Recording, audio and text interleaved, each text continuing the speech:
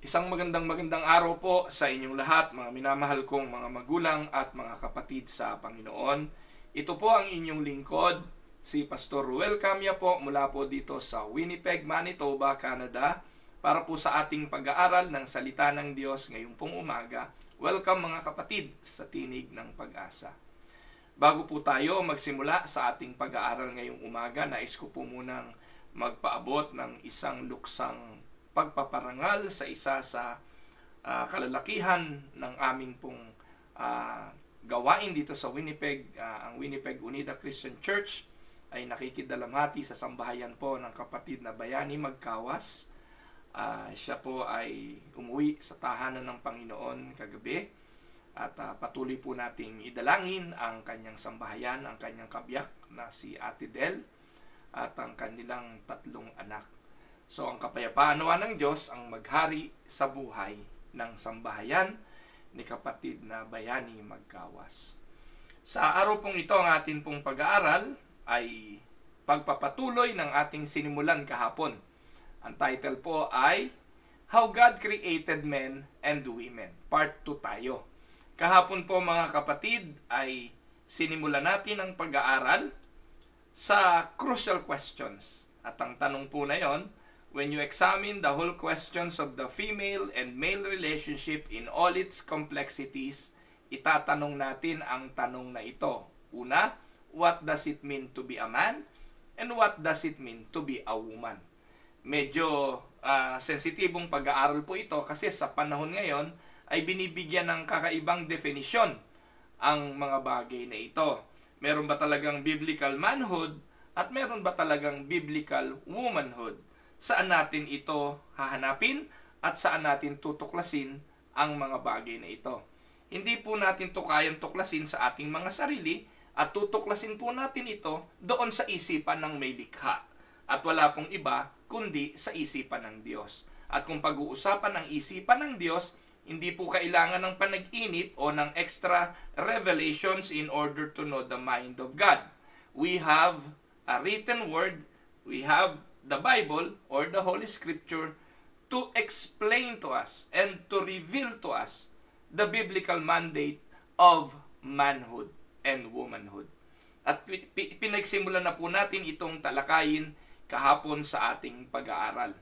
At ating pong nakita kahapon na reading from the book of the beginnings, which is the book of Genesis, nakita po natin ang 3 bagay. When we examine the first 3 chapters of Genesis, we find that the scripture reveals 3 different facets of male and female relationship na mahalagang maintindihan. So kung ngayon lang po kayo dito sa Tinig ng Pag-asa, balikan nyo po itong pag-aaral na ito kahapon at makikita po natin ang una sa Genesis 1, nagsalita doon ang Diyos at ipinakita sa atin yung tinatawag na equality between male and female, between man and the woman. Sa Genesis chapter 2, nakita po natin doon na ang Diyos ay nagsalita ng though the man and the woman are equally created in the image of God, meron silang vast difference. Meron silang malaking pagkakaiba. Though they are created equal in the eyes of God, kung ating uunawain at ating titingnan, God created them. Ano sabi doon? Sa ating talata, ipinakikita po yung creation. They are equal in value, they are equal in dignity, they are equal in worth, and as men and women are added to the body of Christ through the redemptive work of Jesus Christ on the cross, they are both equally redeemed and they are both equally heirs of the grace of God. So, ibig pong sabihin nun, sa Diyos, ang lalaki at babae created equal. Ano po? Yun po yun. But, sa Genesis chapter 2, we can see the difference. We discover when we read Genesis chapter 2 na meron pong pagkakaiba na gagampanan at meron po silang vast difference. Po? Sa chapter 3, atin din pong makikita na ang Diyos ay nagsalita ng magkaibang responsibilidad. Iba ang responsibility ng male, iba ang responsibility ng female. At ito po yung tinalakay natin kahapon. When these 3 chapters are taken as a unified whole of the creation of the first human being, we can begin to form a biblical view of what it means to be a man and what it means to be a woman. So nagbabalik-aral lang po tayo. Doon natin titingnan, doon natin tutuklasin. Sa banal na kasulatan natin malalaman kung ano ang pagkakalikha, paano nilikha, at anong layunin ng pagkakalikha. So, reading from Genesis chapter 1, ano ating natuklasan? There is an equality. Review lang sandali. Note the following facts. Sabi, man is made in the image of God. Man is given the authority to rule over the rest of creation. And man is created as male and female. That is how God created the first human. God created the first human on same equal footing. As human comes from the hand of the Creator, it comes divided into male and female. Both are made in the image of God. One is not superior and the other are inferior. One is not greater and the other is lesser. In terms of being an image bearer of God, men and women stand before God equal. Amen? Walang Hudyo, walang Griego, lahat po tayo equally. Walang babae, walang lalaki, equal in value, equal in worth, and equal in dignity. So yun po yung mababasa natin. Men and women are equally redeemed and are equally heirs of the grace of God. Putting it all together, we can say that as the human race comes from the hand of the Creator, men and women are equal in value, equal in dignity, equal in worth, and as men and women are added to the body of Christ, they are equally redeemed, equally heirs of the grace of God. So, yun po ang ating mababasa sa Genesis chapter 1. Men and women are equal in God's eyes. Yes. Does God favor men over women? No. By virtue of the image of God, there is a fundamental equality that spans the gender gap. By virtue of redemption in Christ, there is a spiritual equality that enables men and women to stand on the same plane in the eyes of God. Does the Bible teach equality? Yes, it does. That is what is written, and that is what is mentioned in the context of Genesis chapter 1. Man created, or God created man in His image equal. Ayan. Pero tandaan po natin, that is not the end of the story. Reading from Genesis chapter 2, makikita po natin ang vast difference. Malaki ang kaibahan, bagamat they are equal. So po, they are created equal in the eyes of God, but they are made different. Note the following facts. Adam is created first. Hindi sila sabay na nilikha. Adam is given the mandate to care for the garden. Hindi sila sabay na binigyan ng mandatong ito. Hindi ibinigay sa babae ang mandatong ito na pangunahan ang creation. Pangatlo, Adam is given the warning concerning the forbidden tree. Hindi po ibinigay yun kay Eva. And maybe that was the reason why Satan tempted Eve to reverse the order. Sa halip na yung lalaki na siyang pinagbigyan ng utos ang tuksuhin, hindi. Ang tinukso niya ay yung babaeng hindi pinagbigyan ng utos para i-reverse yung order. Kung matutukso niya ang babae, ibig sabihin natukso na rin niya ang lalaki. Dahil yung babae ang gagawa ng paraan para kumbinsihin yung kanyang asawa. And therefore, reverse the order of being the one who is supposed to be in control. Adam names all the animals, hindi po si Eva. Eve is taken from Adam's side, not the man taken from the side of the woman. Adam named her woman and later on became Eve. The man is the one who leaves his father and his mother to join with his wife so that they shall become one flesh.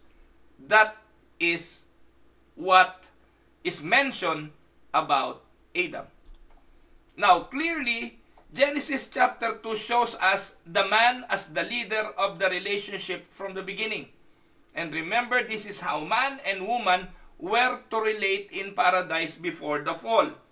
Adam was supposed to be the caretaker of the entire creation of God. Man was created to rule, but he cannot do it all alone. God gave him a partner. So, makikita po natin, hindi nilikhang sabay ang babae at lalaki. Nilikha muna ang lalaki, binigyan ng Diyos ng mandato, binigyan ng Diyos ng role na dapat gampanan. At iyon po ay mababasa natin sa Genesis chapter 2. Anong ibig sabihin nito? Does Genesis chapter 1 contradicts Genesis chapter 2? Sabi po, noong Genesis chapter 1, they were created equal. Pero pagbasa po natin ng Genesis chapter 2, meron ng difference ang dalawang ito. Ano bang ibig sabihin yan? Hindi po nagko-contradict ang Genesis chapter 1 at Genesis chapter 2. Ipinapaliwanag po ng Genesis chapter 2 ang Genesis chapter 1. Genesis 1 teaches equality and Genesis 2 teaches the different in role of man and woman and their equality. So, pinaliwanag ko na yan kahapon at I hope na intindihan nyo yan kahapon. Balikan nyo na lang po kung gusto nyo balikan o para doon sa mga bago lang, pwede nyo po itong panoorin. Now, let us go to Genesis chapter 3. Ano yung responsibilidad ng first human when God created them? Kasi dito natin tutuklasin kung ano nga ba ang role ng babae at lalaki maging sa ating kapanahunan. Not knowing this responsibility that God gave the first human, madidistort din po natin ang order, madidistort din po natin ang roles and responsibilities. Kapag hindi natin naunawaan ang mga responsibilidad na ito, aabusuhin natin ang buhay na lilikha ng Diyos. And even the relationship that God gave each and every one of us. So, Genesis 3 shows us how sin entered the world. Note the following points. 1. The serpent approaches Eve, not Adam. Thus, by doing so, ni-reverse ni Satan yung order. Dapat ang nangunguna ay ang lalaki, pero sa pagkakataong ito, babae ang nanguna. Siya ang pumitas, siya ang nagpakain. The order, supposedly, it is always Adam who will do the provision, who will do the decision in terms of providing for the family. Pero pag ang babae na ang nag-provide, ang babae na ang naglagay ng pagkain sa lamesa, nare-reverse ang order na yon. At ito ang ginawang tukso ng kaaway ng ahas doon sa mag-asawang ito. Hindi ko po sinasabi, mga kapatid, na masama ang babae maghanap buhay para maglatag ng pagkain sa mesa. Hindi ko po sinasabing masama na ang babae magtrabaho para mag-provide sa pangangailangan ng pamilya. Ang problema ito, kapag ang lalaki pinahintulutan na ang babae na lang ang gumawa na to at siya na lang ang mag-provide sa lamesa, man is allowing the role and responsibility to be in reverse. At kapag ganon, ang nangyayari? Men become subordinate to the woman and the woman will step in, will take charge, and sooner or later, ano mangyayari? Yung babae na po ang nagiging makapangyarihan sa sambahayan at dahil po doon, yung lalaki, dahil pinayagan niya yon, chaos ang magiging resulta nito. Kaguluhan. Pati ang respeto ng mga anak sa kanilang ama ay nawawala. Bakit? Kasi dapat ang ama ay provider ng kanyang pamilya, subalit ang nangyayari, iyon ang ina ang gumagawa nito, pati ang respect ng mga anak hindi makuha ng mga ama dahil sa kawalan ng kakayahan o sa pagpapahintulot ng mga lalaki, katulad ng nangyari kay Adan na i-reverse ang order. The man at that point should take charge. Gasino nang pukpukin yung ulo ng ahas para lumayas at huwag tuksuhin yung asawa. But Adam allowed it to happen because during the temptation, Adam was with Eve.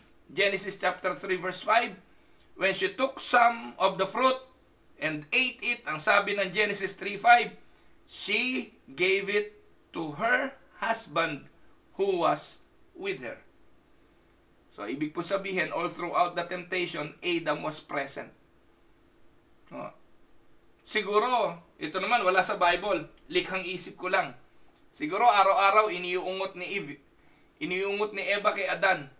Bakit ba, Adan, hindi natin madali-dali ang puno na yan? Bakit ba hindi natin pwedeng hipuin yan? Bakit ba hindi natin pwedeng tikman? Sawa na ako sa mangga, sawa na ako dyan sa ubas, sawa na ako sa lahat ng nandito. I want something na hindi ko pa natitikman, and the only thing that I haven't had the taste ay yang bagay na yan. Kailan mo ibibigay sa akin yan? Alam nyo, ito nakakalungkot Yung desire ng babae na makamit, yung bagay na hindi niya nakakamit, na alam ng lalaki, walang kakayahan ng lalaki, hindi kayang ibigay ng lalaki, so anong gagawin ng babae? Dahil hindi mo kayang ibigay, hindi mo kayang i-provide, ako ang gagawa. And that reversed the order. And that is what happened in Genesis chapter 3.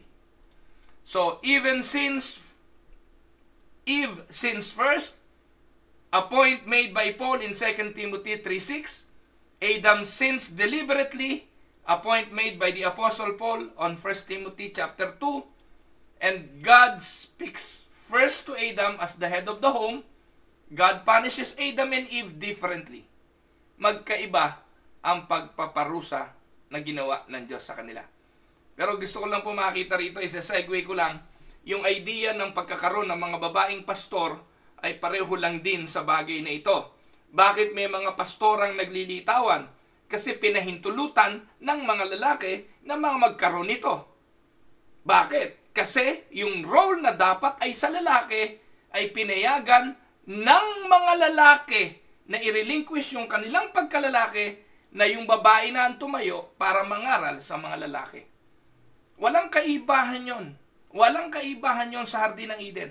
Kaya every time po na nakakakita kayo ng babaeng pastora sa pulpito, isa lang ibig sabihin, itong mga babaeng ito'y katulad ni Eva na inagaw yung responsibilidad sa mga lalaki na tumuntong doon sa tuntungan na hindi para sa kanila sapagkat hindi yun ibinigay ng Diyos bilang mandato nila.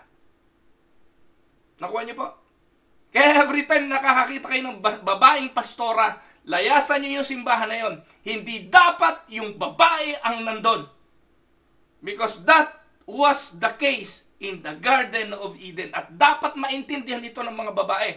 Lumagay kayo sa kalagayan ninyo. Every time na gagawin ninyo yon, you are reversing the order. Malinaw yan dyan. At ang mga simbahan ngayon, kaya nagkakaloko-loko, kaya ngayon naglilitawan ng mga rebelde sa loob ng simbahan because the men, this is the fault of the men, katulad ng nangyari dyan. Hindi yung mga babaeng pastora ang sinisi ng Diyos dyan. Hindi si Eva ang sinisi ng gusto ng Diyos dyan. Ang sinisi ng Diyos ay si Adan. Bakit niya to pinahintulutan?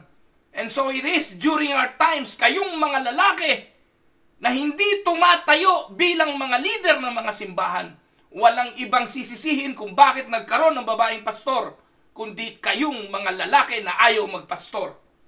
That is very simple. Di po ako galit. Nagpapaliwanag lang. Pero minsan, nakakakulo ng dugo ang katotohanan na iniwanan ng mga lalaki ang responsibilidad na ito ng pagiging tagapanguna, tagapagturo, tagapagtuwid, at naging mga walang buto sa likod para manindigan sa mandato ng Diyos bilang tagapanguna. And we can see this. We can see this happening in our world.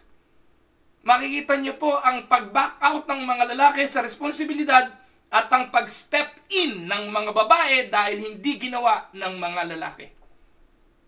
Amen? So, ano pong naging parusa? Why did the serpent approach Eve first? Not because he thought she was more gullible, not because he was tempting her to overthrow the created order, but rather, the purpose of the temptation is to overthrow the created order na ginawa ng Diyos para kay Adan bilang head ng kanyang pamilya. Iyon ang ginamit na tukso.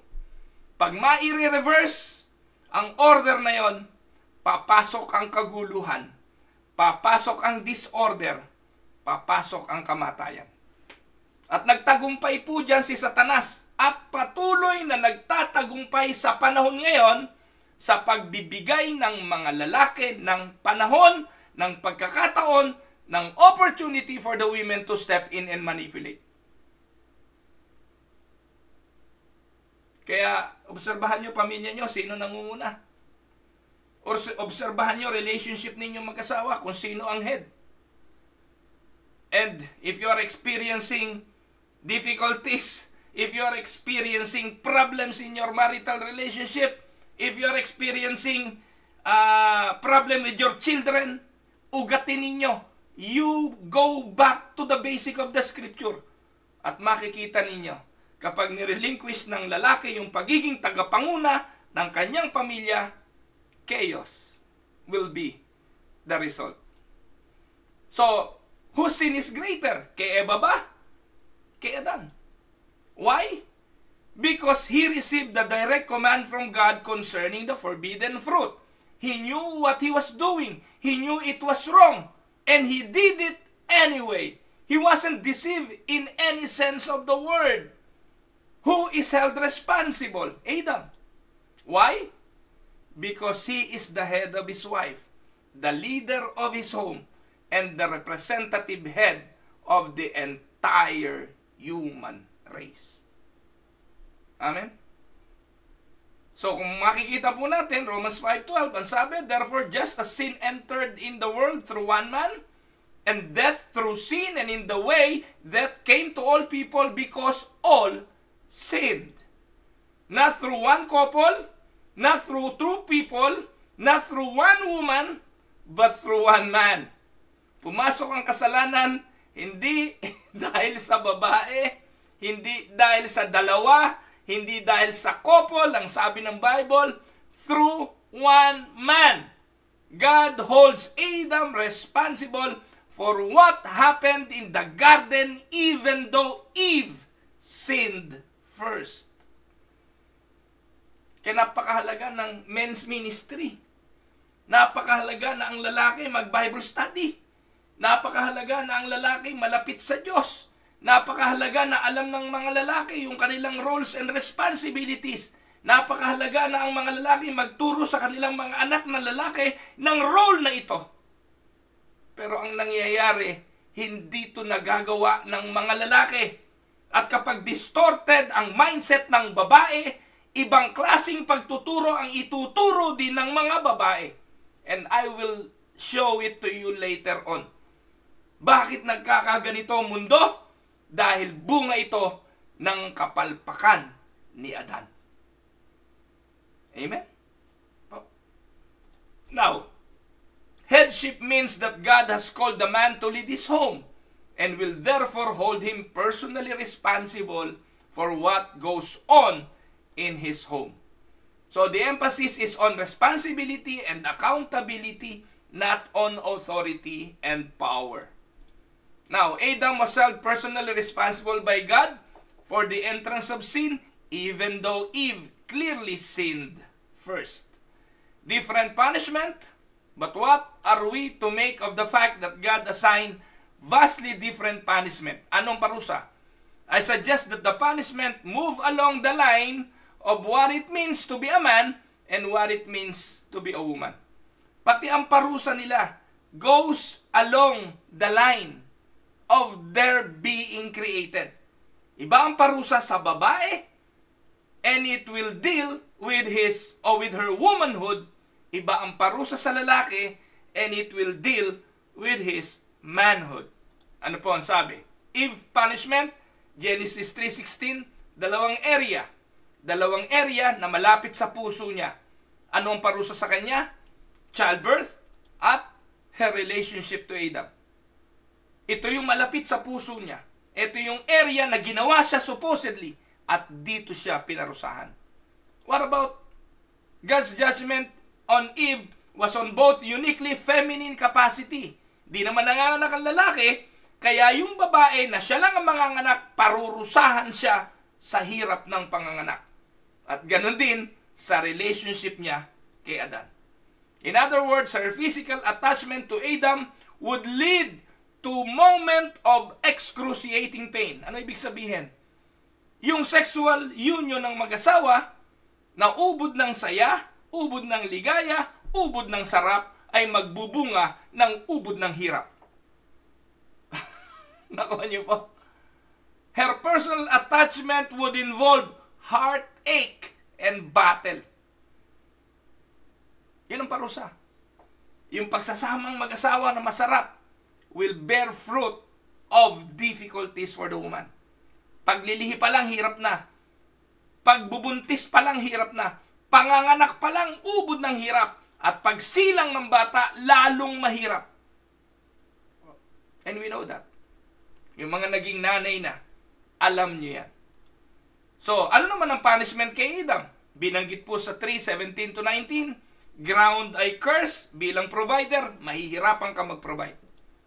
Painful toil, mula sa pawis, manggagaling ang iyong kakainin. Thorns and thistles ang aanihin. Sweat of your brow. Pawis mula sa iyong pagpapagal. Kaya makikita niyo po mga kapatid, yan ang parusa. Maging ang parusa connected doon sa kanilang roles and responsibilities. Yung parusa connected sa babae, connected sa kanyang womanhood. Yung parusa kay Adan, connected sa kanyang manhood. Sa kanyang duties and responsibilities. Amen? So the emphasis is entirely different. Eve is punished in the area of her relationship. Adam is punished in the area of his work. Adam's judgment was different. God required him to endure previously unknown difficulties as he sought to subdue his world. He would now have to work in a hostile environment where he would often fail and to live with a woman who would be more concerned with her own needs than with his. He lost the sense of completion that comes from powerfully subduing his world and meaningfully touching a woman who would, as a priority, value his work and enjoy his involvement. Amen? Now, yun po yung pinag-aralan natin. Review pa lang yan. Naka 27 minutes ako. Hindi ko naman po kahabaan kasi meron pa rin tong follow through tomorrow. Bukas ko to tatapusin. Pero ang ating pag-aaralan ngayon, yung present day reality. Paano yung panahon natin, ikaw at ako, tayo na nasa mundong ito ngayon ay naapektuhan ng nangyari sa Hardin ng Eden, Genesis chapter 1 hanggang Genesis chapter 3. Paano natin titingnan ang mga bagay na ito? Alam niyo mga kapatid, although thousands of years have passed since that fateful moment in Eden, completion is still the name of the game. Or rather, competition, not completion. From the very moment na nakialam ang babae dun sa order, it became a competing game between man and woman. Women still want to gain ascendancy over men. And men still want to dominate women. This is now the game. No? This is the result of the fall. Bakit? Tingnan po ninyo, epekto to ng parusa eh. Unawain lang natin mga kapatid and we can see that the Bible is really true. Bakit? Yung relationship ng babae at lalaki before the fall is supposed to be a completion. Yung babae ang kumumpleto sa pangangailangan ng lalaki nung wala pang kasalanan. Wala po silang inuunawa at iniintindi kundi yung kanilang mga sarili. Lahat ng bagay ay magaang kasi pinoprovide ng Diyos sa kanila sa Hardin ng Eden. Wala pong hirap sa pagtatanim, walang hirap sa pagpo-provide para sa lalaki. Kasi naibibigay niya po ito sa babae dahil ipinoprovide ito ng Diyos. Walang thorn, walang thistles na nakakailangang maging sagabal sa pagsibol ng mga halaman. Lahat ng bagay ay kukunin lang ni Adan, ibibigay niya sa kanyang asawa. At ang babae, wala siya dapat focus masyado sa kanyang sarili kung hindi sa kanyang asawa lang. Kasi yun ang role niya, to complete the man. Kasi nakita ng Diyos, sobrang lungkot na lalaki kung walang kasama. Kaya niya ibinigay ang babae. That was the role. Pero meron niyang isang bagay na hindi makuha-kuha eh. Meron niyang isang bagay na hindi matikman-tikman. Wala naman sanang interest din siguro si Eva doon. Until it was used by the devil to tempt Eve. And the temptation was not specifically for the fruit, but for the human relationship to be distorted. That was the intention. By eating and by doing so, ni-reverse yung order ng human relationship. At ano nangyari? Pagkatapos nun, hindi na natapos ang kompetisyon sa mag-asawang ito. And you can see that all throughout the scripture. Makikita po ninyo ang epekto nito sa buhay ng tao. Lagi na pong may tendensiya ang babae na pangunahan ng lalaki. Alam ninyo ang kwento ni Adan, no? At ni Eva. Alam natin ang kwento, mga kapatid, ng si Sarah ay tinukso, o rather ibinigay yung kanyang katulong para kay Abraham. Yung kwento ni Lot. Bagamat alam natin ayaw ni Lot sa Sodom, pero yung asawa niya gustong-gusto sa Sodom. Si Jacob at kay Esau, paborito ni Jacob o ni Isaac. Si Jacob, paborito naman ni Rebecca, paborito ni Jacob si Esau, o rather, paborito ni Isaac. Ano ba yan? Naantok pa ako eh. Paborito ni Isaac ay si Esau, paborito naman ni Rebecca, itong si Jacob. So anong ginawa? Yung mag-ina ay dinaya itong si Isaac. Nagkunwari si Jacob na siya si Esau. Trabaho yun at ginawa yun ng ina. So makikita po natin yan, no po? Sa scripture, yung favoritism, makikita po natin yung pagmamanipulate ng babae at napakarami niya sa Bible. Wala na lang akong time na isa-isahin. Mga babae na pinangunahan ang kanilang mga lalaking asawa. Patuloy na nire-reverse ang order. At ito naman mga lalaki, ano naman ang ginawa? They will always try to dominate the woman para na wag nang ulitin ang nangyari sa Garden of Eden. And that competition is still the name of the game. We see these twin evils at work in two different ways. Natitingnan po natin yan. Ano yung two different ways this evil is at work during our time? Ito po ang gusto kong talakayin. Una, yung tinatawag na, for the men of today, male chauvinism. Ano ba yung chauvinism? Pag narinig natin yung masyado ka namang chauvinistic, anong ibig sabihin nun? So, i-define natin yung male chauvinism. Male chauvinism as intentional disrespect for women. Yan ang ibig sabihin ng chauvinism. I define male chauvinism as intentional disrespect for women. At may mga lalaki na ganon, chauvinistic, walang respeto sa babae, merong derechuhang pagmamaltrato, merong derechuhang pagmamaliit sa mga babae. It is any attitude which devalues women or treat women as less than fully human. So, ito po yun. Ang tawag doon, male chauvinism. At yan po, merong mga bansa na ganyan. Magpahanggang ngayon, may mga bansa na mga lalaki lang ang siyang pwedeng bumoto. Yung babae, hindi pwedeng bumoto. Wala kayong rights na bumoto. Sa Pilipinas, I think it was only 1930 o 1940 nang pinayagan ng babaeng bumoto. Lalaki lang ang bumoboto sa mga eleksyon. They devalue women. At they look at women as just, ano tawag doon? Sexual object.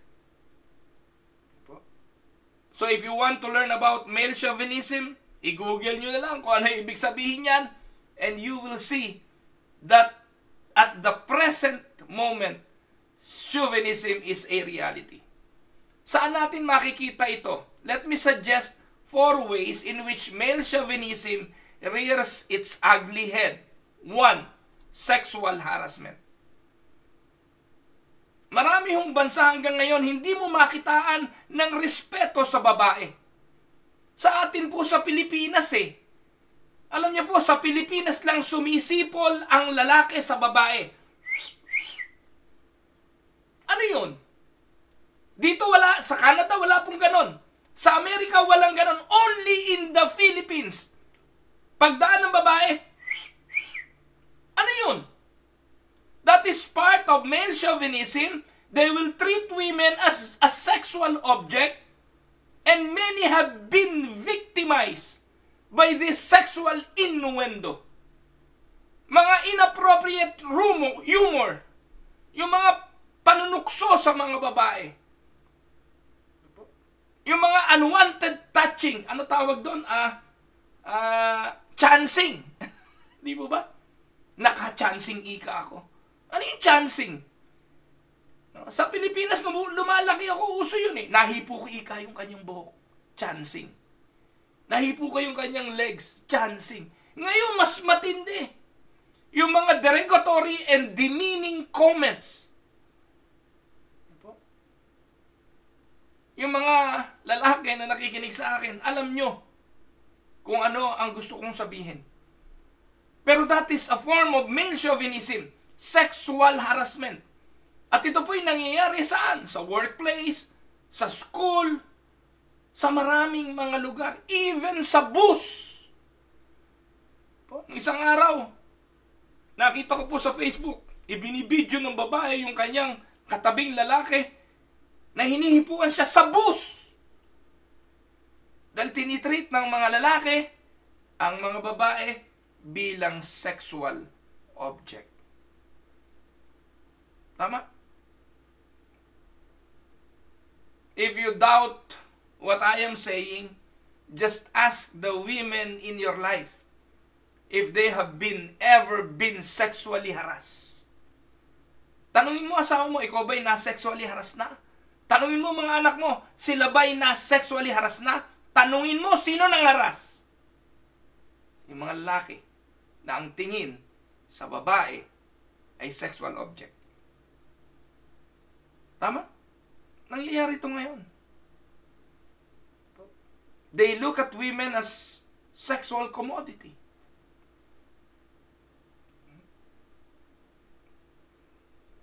Binabayaran. Tinutukso ng mga regalo. No, di ba? Tutuksohin ng mga regalo. Ilulur para maharas. Yan po ay male chauvinism. 2. Demeaning comments and jokes. Ayan, ba nangyari? Bumilis. This is really just a subcategory of sexual harassment. Maaring hindi naman actual na hinipo, hindi naman physically hinaras, pero yung demeaning comments sa Facebook, sa mga jokes. So I include it here because many men routinely make unkind comment about women. Alam niya, minsan wala namang mali siya, pero minsan ang halay. Oy, Mars, ang sexy-sexy mo naman. Bagamat parang walang mali siya, pero mahalay.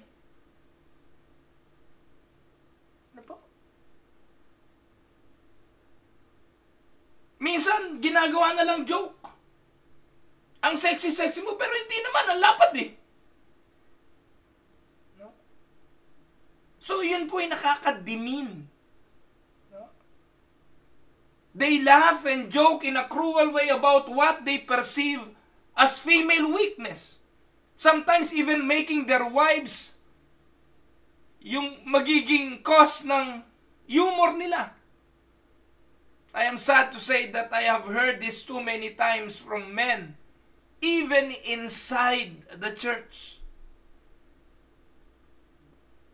Pangatlo, physical, emotional, sexual abuse.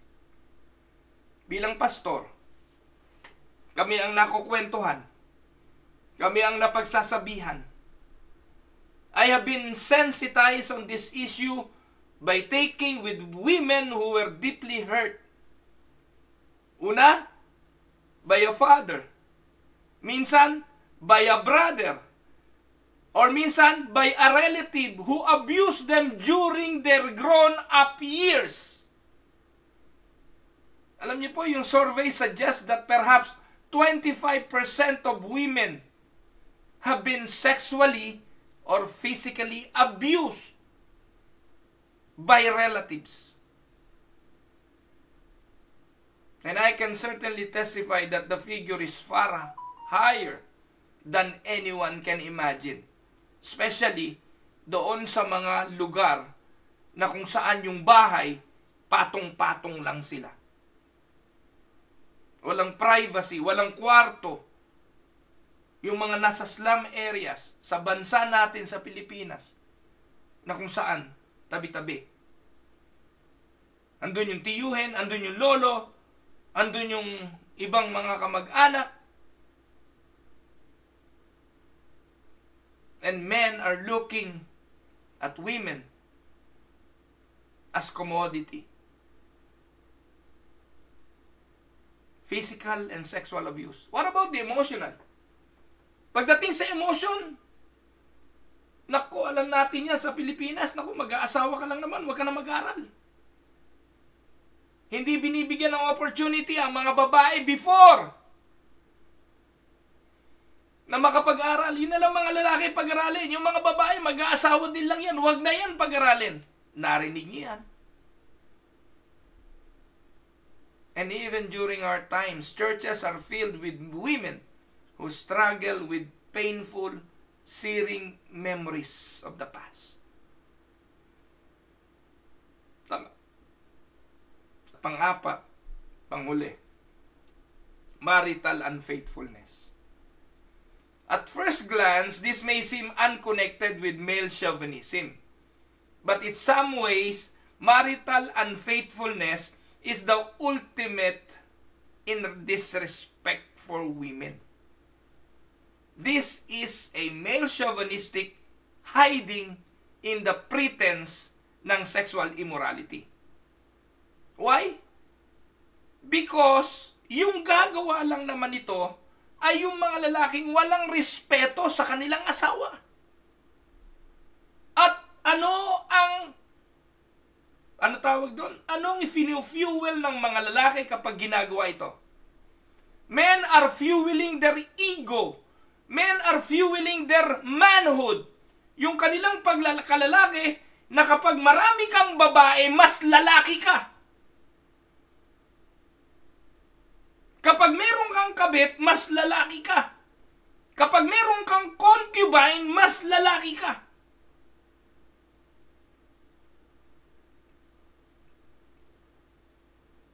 Minsan sa grupo ng mga kalalakihan, nung ako'y bata-bata pa, tatanong, ilan na ba naging syota mo? Paramihan ng syota. Sorry for the term. Paramihan ng girlfriend.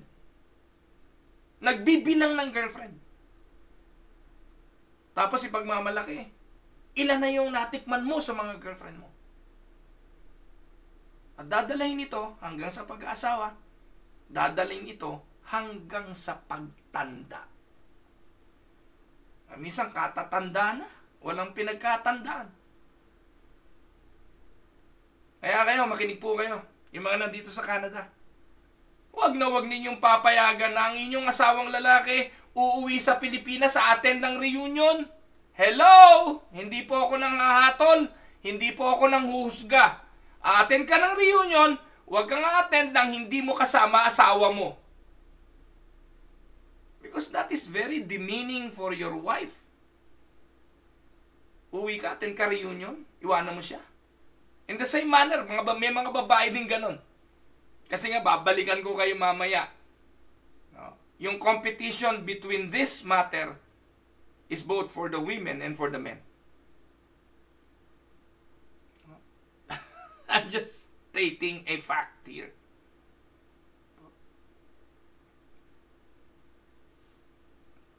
Ito po ay disrespect for the women because all too often she is treating as convenient vehicle for his pent-up frustrations and his unresolved problems. She becomes not a person, but an object to be used and discarded. Both the legal wife and the kabit are being used by the men to satisfy their male chauvinistic attitude. Tama. Pareho. Nagagamit yung asawa, nagagamit yung number 2, number 3. Both of them are women. Pareho silang ginagamit ng chauvinistic male. Tama? Now, puntahan naman natin ang para sa babae. This is for the men of today. What about for the women of today? Kung male chauvinism sa lalaki, sa babae naman ay ang tinatawag na radical feminism. Ito ang panabla ng mga babae. Paano ko i-define ang feminism? Radical feminism, the secular glorification of women. I define radical feminism as the secular glorification of women. Ano yan, pastor? It is the attitude which says that women are to take control of their own destinies, regardless of what anyone else say or does. That is radical feminism. Wala akong pakialam sa inyo. That is the motto. Katawan ko ito, my decision.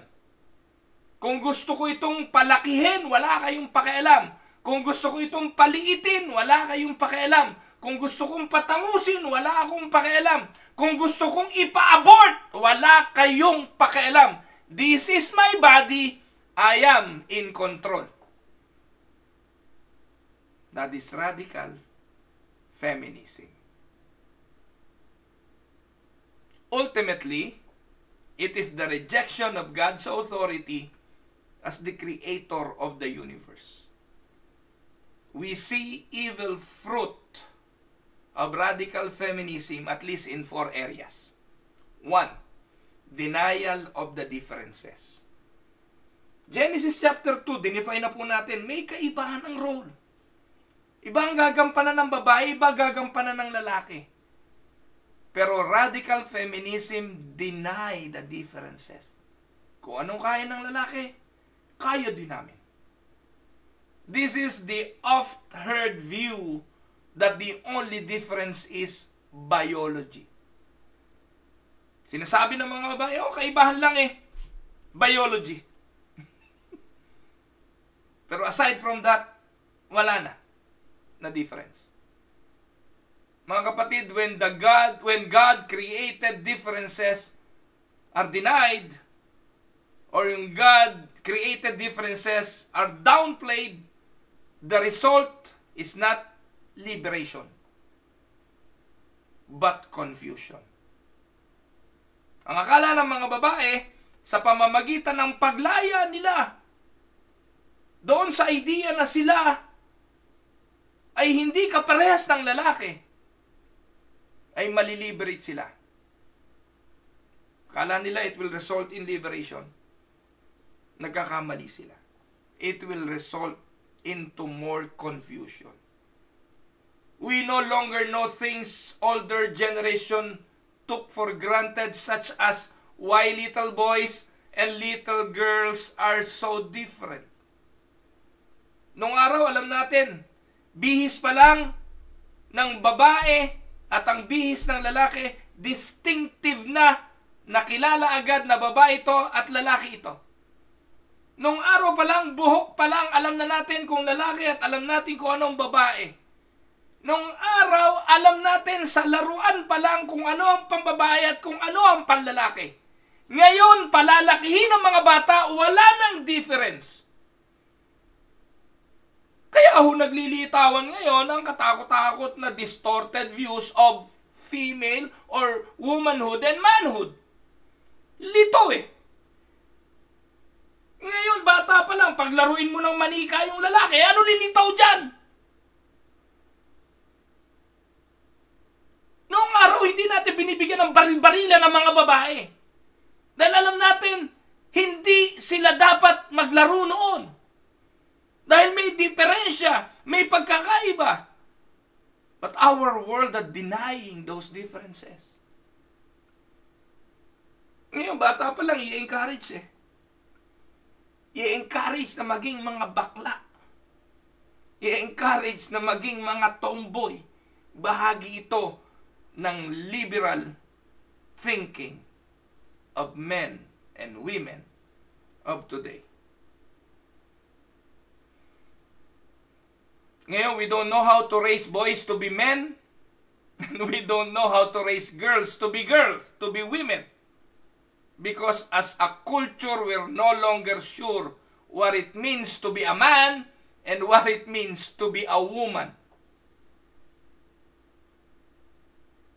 Lalo na itong madidistort kasi itong mga bakla at mga tomboy, mag-aampun yan ng mga tao. Pwede ba magkaanak ang parehong lalaki? Hindi. Hindi naman pwede magkaanak ang parehong babae? Hindi. Mag-aampun yung mga yan. Yung mga lalaki sa pamilyang yon, imagine how distorted the minds of those children in the future. Kaya malibang talaga ang Diyos ang kumilos, malibang ang Holy Spirit ang mag-regenerate, palala ng palala ng palala ang mundo. Are you with me? The radical feminism deny the differences between men and women. Kung ano nagagawa ng lalaki, kaya din namin. Kaya pag nagbibiruan, di po ba?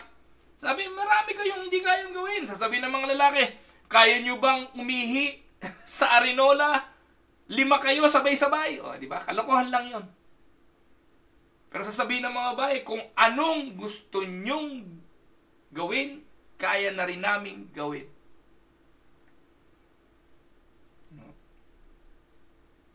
Truck driver na babae, meron na po nun. Train driver, piloto. May, ano ba yung sa babaeng piloto? Babaeng piloto, kasi pilota, ano yun, game. Ano yun? Yung pilota, game yun, di ba? Yung ano tawag, tennis. So kung ano man ang kaya ng lalaki, pinipilit na pong gawin ng babae, and that is radical feminism at work. Tama? Pangalawa, the meaning of motherhood. Ano ibig sabihin yan? Because of birth control. Because of birth control, condom, injectables, at kung ano-ano pang birth control. Couples can marry and never have children. And women can postpone childbearing in order to fully establish their careers. Nung araw, mga kapatid, pwede mong asahan eh. Kapag nag-asawa ng edad 25, 26, 27, may anak na supposedly. Tama? Pero gaano karami ngayon ng babae nag-asawa ng edad 25, 30 na wala pang anak? Dahil sila ang nagdidikta kailan nila gustong maging ina. Hindi priority sa kanila yon, hindi nila purpose ang magkaanak, gagawin lang nila yon kung kailan nila gusto. At iyon ay sa pamamagitan ng birth control. Pag may nakalusot, na buntis ng hindi pa gusto sa panahon nila, papasok naman ang abortion for convenience. Women can now abort any inconvenient children they happen to conceive. Abala sa karir, masisira ang figure, abort. Motherhood is looked on as a second-class profession. To be a mother is the very lowest career that a woman can take. Kaya ang tanungan ano bang career mo? Are you a career woman?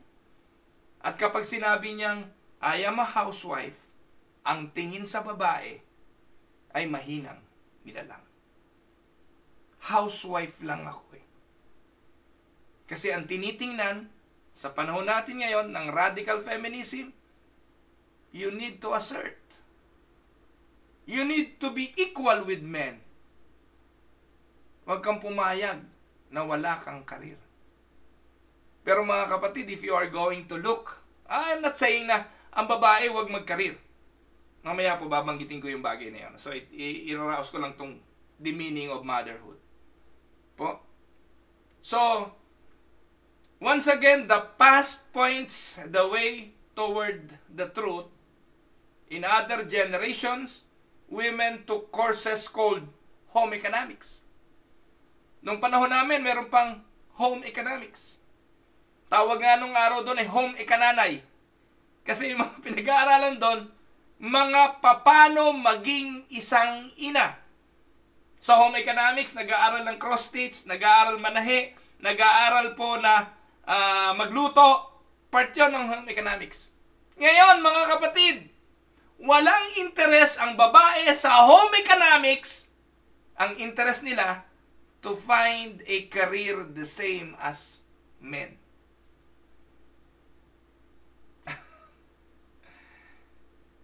Noon may home economics because it was understood that women as childbearers would find their greatest fulfillment in raising their families.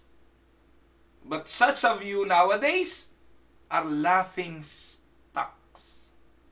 Laughing stocks.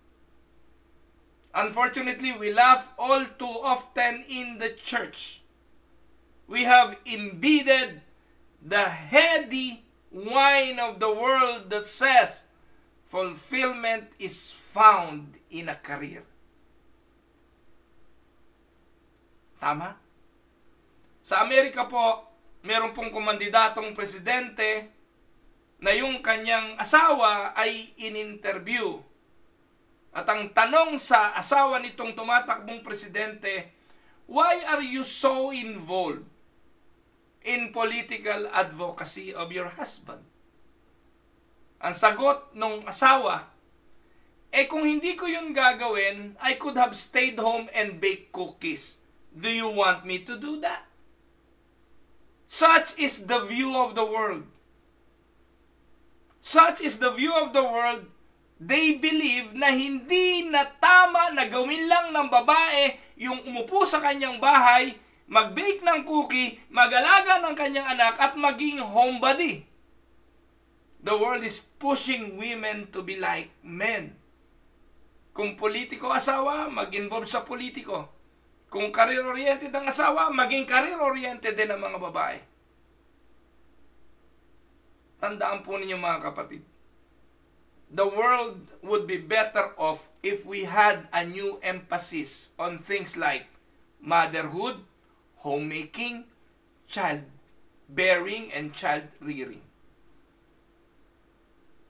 But the world has no emphasis on it right now. The goal is to have a career. The name of the game is to be a career-oriented woman. Well, I'm not saying this because I am attacking women at work. I'm all for women finding personal fulfillment in a professional career, if that is the will of God for them. but not at the expense of being a wife, a mother, or a homemaker. Amen? Hindi ko po sinasabi kasi yung misis ko nag-work din naman po. Pero alam niyo po mga kapatid, kailan na lang nag-work ang misis ko?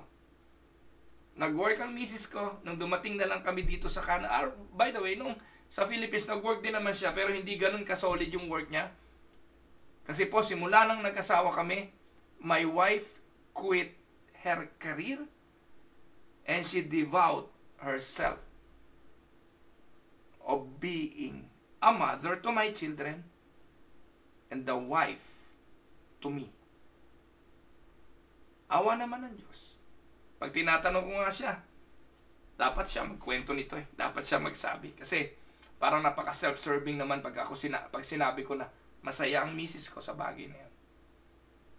Nung dumating kami rito sa Canada, pinayagan ko siyang mag-work. Humanap ng kanyang career. Alam niyo po, unang work nga ng misis ko rito sa Tim Hortons eh. Eh yung misis ko, hindi po siya yung sa service eh. Yung mga services kind of job, hindi po siya obra doon. Tim Hortons eh. Katakataka naman yung Tim Hortons. Ubod ng daming menu. Ubod ng daming donuts. Ubod ng daming klase ng kape. Ubod ng daming kung ano-ano. Eh, nahirapan po siya doon sa mga order, gano'n, etc. etc.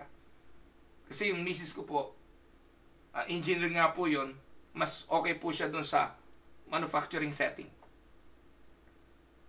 So, I am not against or I am not attacking the working women. As long at ito yung calling nila, alam nila na tinawag sila ng Diyos doon, but not to the expense of being a wife, being a mother, or being a homemaker. Kailangan naiintindihan ng babae na ito yung pangunahin niyang role. And those things should come first if forced to choose between a career and her children. Godly women should choose being a wife, and being a mother, and being a homemaker first. Amen? And following a career as a secondary path in life, okay yun. Po. Obviously, many women are so gifted that they don't have to choose, but can do all those things well. Such women should be honored as models. At meron po sa Bible na katulad nito.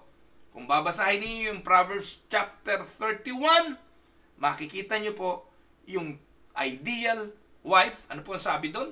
Yung babae po in Proverbs chapter 31, yun po yung larawan ng isang mabuting asawa. Nagagampanan niya lahat. Yung kanyang mga katulong, may katulong siya, they treated her well. Yung bayan, nirerespeto siya. Gumigising siya na maaga, nasikaso asawa, yung kanyang mga anak. So, sa Proverbs 31, ipinakita po ang isang career-oriented woman na nagagampanan pa rin ang tungkulin niya bilang ina at asawa. Wala akong issue doon. Pero radical feminism is different. Kung anong kaya ng lalaki, kaya namin. Ako ang masusunod. Kung gusto ko ipalaglag, ipapalaglag. Ako mag-i-schedule ng pagsesex natin. Kung kailan ko gusto, ako masusunod. Lahat ay kaya na ng babae. So the fact that this view seem odd in today is less reflection on the view than on how far we have slipped from our Christian belief and how much of the world's thinking has infiltrated the church. Pangatlo, ito pa ho masamang epekto nitong radical feminism. They changed the name of God. Renaming God. Here, I am referring to the tendency of modern liberal theologians. Alam niyo po ba, sa panahon natin ngayon, they rewrite the Bible and name of every kind of liberation. Ngayon po mga kapatid, meron na pong tinatawag na feminist gospel. Kasi kung titingnan niyo po ang Biblia, masculine po yan eh. lagi po dyan na binibilang ay mga lalaki lang. Yung mga bata nga hindi binibilang. Nagpakain si Jesus ng 5,000 men. Yung na-born again, nung si Peter ay nagmensahe, 3,000 men. So kung makikita niyo po, hindi po binibilang yung mga babae. Hindi dahil, take note, hindi dahil minamaliit sila ng Biblia, pero ito talaga ang idea ng design. Ito talaga ang disenyo from the Garden of Eden na kung anong kapag binilang ang tatay, bilang na rin ang asawa. Nakuha niyo po mga kapatid? Kasi sila yung otoridad. Hindi po demeaning yun. Kundi ganun na po talaga ang disenyo ng Diyos. Dahil galing si Eva kay Adan, pag binilang si Adan, kasama na si Eva because they are one. Kaya ganun ang Bible. Pero ayaw po ng mga feminists, so they even change the scripture by making a feminist gospel. A modern society has rejected the biblical worldview, and as a woman have rejected the truth about God created difference between men and women. They have first renamed themselves. Then they rename the world around them. They rename the world and they rename God. Alam niyo po ba ngayon, God is no longer a father. God can be a grandfather, a great spirit, our father or our mother. Meron nga po ako narinig tinatawag ang Diyos as Baker Woman God. Some of those titles come from the New Age movement and others come from the view of the occult and pagans. None come from the Bible. The Great Spirit. Yung mga native, di ba? Meron silang the Great Spirit. That is how they called God. Kung merong Mother Earth, merong Mother God. Mga kapatid, God has eternally revealed Himself in the masculine mode. He is a He, not a she, or an it, or a he, she, or kung ano-ano pang gender pronoun. To call God Mother is idolatry and blasphemy because it perverts the sacred name of God.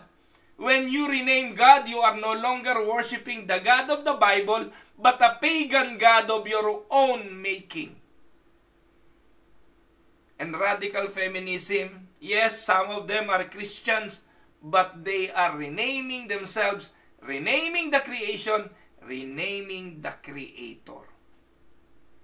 They even formulate their own gospel.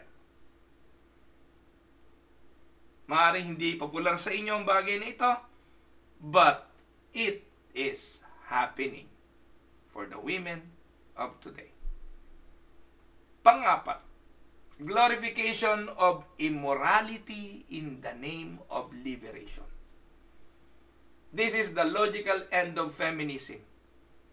Interesting, isn't it interesting that both male chauvinism and feminism lead to immorality?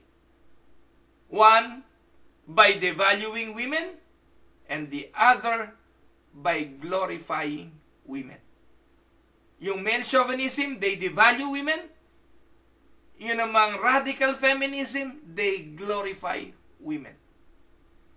The question is, what has the women's liberation movement brought? Let us start with abortion and homosexuality. Noon po, wala niyan. Kinikilala na ang sanggol ay biyaya ng Diyos. Ito po'y buhay na kaloob ng Diyos.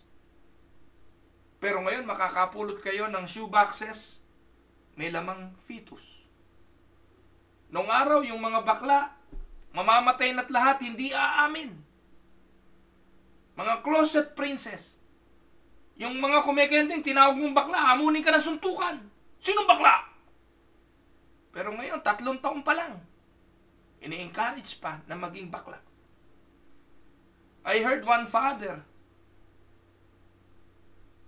na nung dumating yung panahon na nakapagpo-provide na yung anak na bakla, ang sabi, sana mga naging anak ko puro na lang bakla. Dahil nakapagpo-provide. Yung mga lalaki hindi nagpo-provide eh. Yung bakla nagpo-provide, kaya sana puro bakla na lang daw ang kanyang anak. In the name of sexual freedom, women now sleep where they want, when they want, with whomever they choose. And if a pregnancy results, freedom means the right to dispose of the unborn baby. Now, how does homosexuality fit in? First, it is a sure and certain product of a depraved and liberated culture. Katulad ng binabanggit sa Romans chapter 1.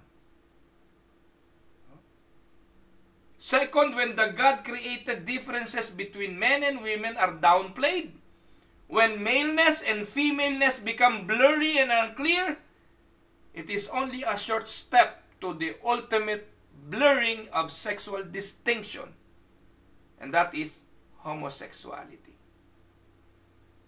Lumilitaw ang homosexuality saan?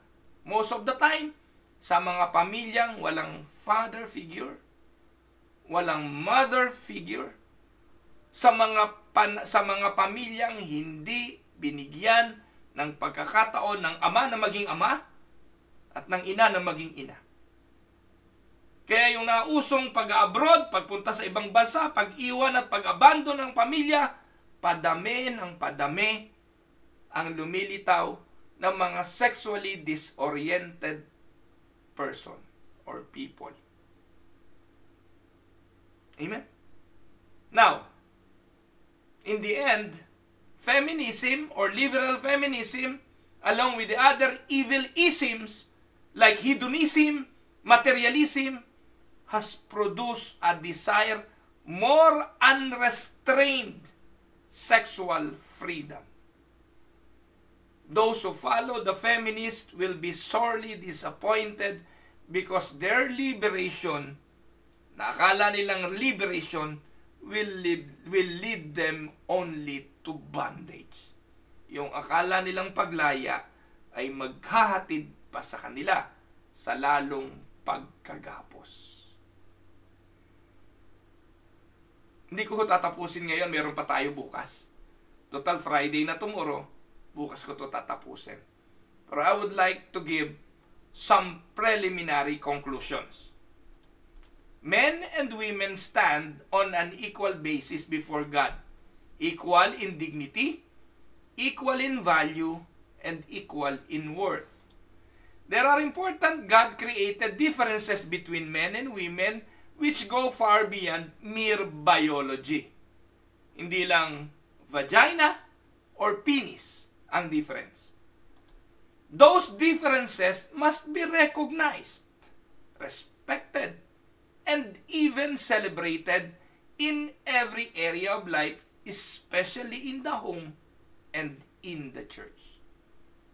Mga kapatid, there are vast cultural pressure to abandon those God-created differences because of male chauvinism and radical feminism. Both men and women will find their highest fulfillment in life when those God-created differences are respected and even celebrated. Amen?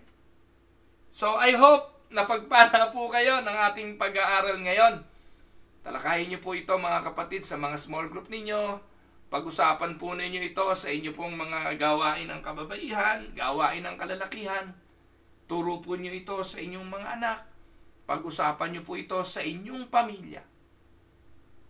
Let us go back to the basic. Let us go back to the design of God. Tatapusin po natin ito bukas. No, ito po ang inyong lingkod, si Pastor Ruel Camia po, mula po dito sa Winnipeg, Manitoba, Canada, para po sa Tinig ng Pag-asa.